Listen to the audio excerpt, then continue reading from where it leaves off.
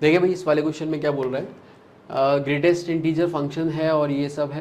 तो इस वाले में जैसे कि आपको पता है GIF अगर है तो आपको देखना पड़ेगा कि भाई GIF के अंदर वाली जो चीज़ है वो क्या क्या इंटीजर बनने की संभावना रखती है, क्योंकि जैसे ही यहाँ पे कोई इंटीजर बनते ही होगा तो वो क्रॉस करने पे वैल्यू फ्लक्चुएट करेगी एक के डिफरेंस से। ये समझ में आता है।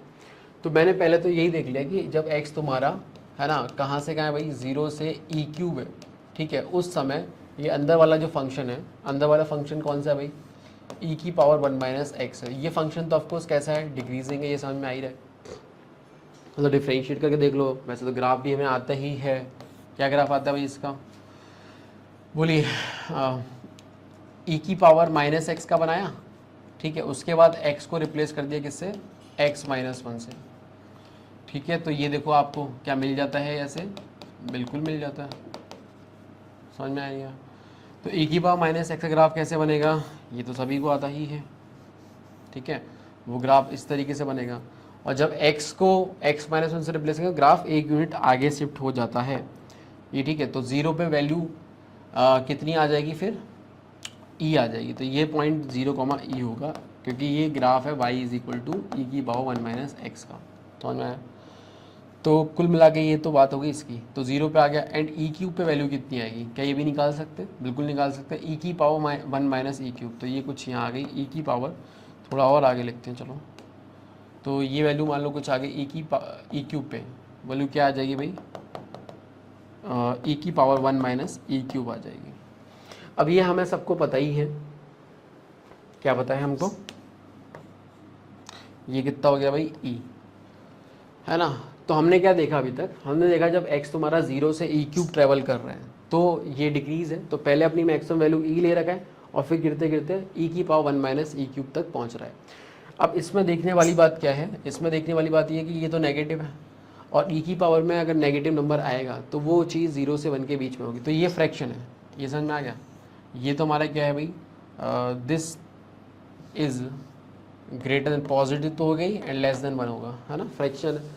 तो कुल मिला के हमें क्या समझ में आया, जो अंदर वाला फंक्शन है ना वो हमारा किसी एक फ्रैक्शन, जैसे मान ले e है और ये हमारा क्या है e⁻1 - e³ है, तो 1 कहीं यहाँ आएगा, 2 कहीं यहाँ आएगा, है ना, क्योंकि ये 2 पॉइंट, बस 1 और 2 और बन सकते हैं।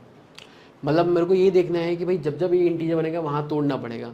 अब हमें देखना पड़ेगा 1 कब बनेगा एंड 2 कब बनेगा, ठीक है। तो e⁻1 - x = 1 कब बनेगा, ऑब्वियस सी बात है कि x = 1 पे बनेगा। ये दिखा आपको, मतलब इसको आप ऐसे लिख लीजिए, e⁻0 कंपेयर करेंगे तो x = 1 आ गया। फिर दूसरा मुझे चेक करना पड़ेगा कि भाई e⁻1 - x जो है वो 2 कब बनेगा, तो log ले लीजिए, तो 1 - x = ln2 आ जाएगा इधर। तो x = कितना आ गया, 1 - ln2 आ गया। ये समझ में आया। तो मुझे समझ में आया कि भाई 1 कब बन रहा है, ठीक है। तो 1 कब बन रहा है ये देखा, मतलब ये तो होगी रेंज के लिए, है ना, रेंज का मीटर हो गया एक तरीके से। और कब मिल रहा है ना, ये देखना है, सही है। तो वो आप देख सकते हो कि ये वाली चीज़ जो है वो 0 पे बन रही है, सही है। 1 कब बन रहा है, तो 1 हमारा बन रहा है 1 पे, और 2 कब बन रहा है, 1 - ln2 पे, और ये कब बन रहा है भाई, सॉरी गलत बोल दिया, बेसिकली 2 कब बन रहा है, 1 हाँ सही बोला, 1 - ln2 पे, और e तो e है ही, सॉरी e³, ठीक है ना, दोबारा बोल देते। बेसिकली मैक्सिमम वैल्यू जो आ रही है e, वो हमें मिलेगी 0 पे, ठीक है। और ये 2 जो बन रहा है, सही है, वो हमारा क्या बना था, 1 - ln2, क्योंकि 1 - ln2 छोटा आएगा, समझ में आया। तो 2 यहाँ बन गया क्योंकि डिक्रीजिंग है ना। और 1 - e³ जो है वो हमारा, सॉरी 1 - e³ तो 1 जो बन रहा है वो हमारा 1 पे बन रहा है, एंड ये जो है क्या बोलते हैं इसको, 1 e⁻1 - वो हमारा e³ पे बन रहा है। ये समझ में आ गया आपको, ठीक है। जस्ट ऐसे रेफरेंस की लिमिट कहाँ तोड़नी, अब तोड़ देते अपन।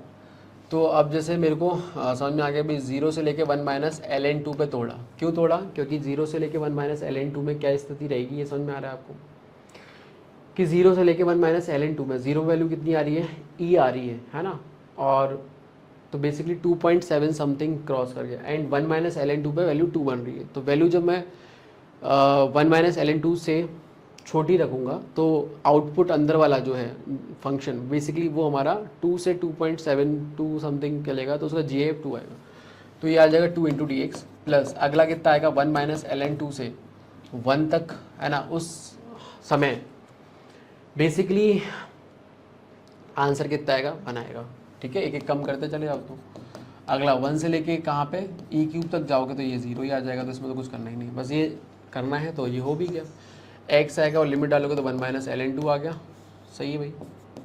और प्लस ये आ जाएगा कितना 1 minus of plus L N two आ जाएगा, ये कट गया, तो 2 minus 2 L N two plus L N two बराबर 2 माइनस एल एन टू, ठीक है। तो अल्फ़ा की वैल्यू कितनी आ गई भाई 2 आ गई, है ना, बस। तो अल्फ़ा क्यूब जो आएगा वो कितना आ जाएगा 8 आ जाएगा, तो ये आंसर आ जाएगा।